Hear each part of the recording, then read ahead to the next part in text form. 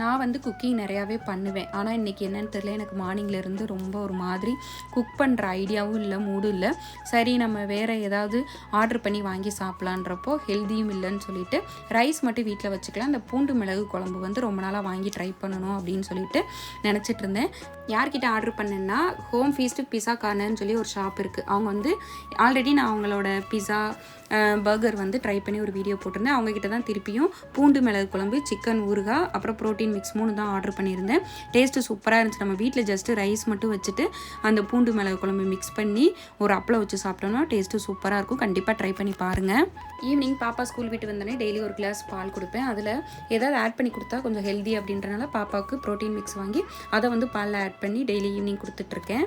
இதில் நிறையா நட்ஸுமே ஆட் பண்ணியிருக்காங்க. இப்போ புதுசாக இவங்க இடியாப்பம் மிக்ஸுமே கொண்டு வந்திருக்காங்க. இவங்க என்னென்ன ஐட்டம்ஸ் வச்சுருக்காங்க, இவங்களோட டீட்டெயில்ஸ் தெரிஞ்சுக்கிறதுக்கு இவங்களோட வாட்ஸ்அப் நம்பர் கொடுத்துருக்கேன். இவங்களை கான்டாக்ட் பண்ணி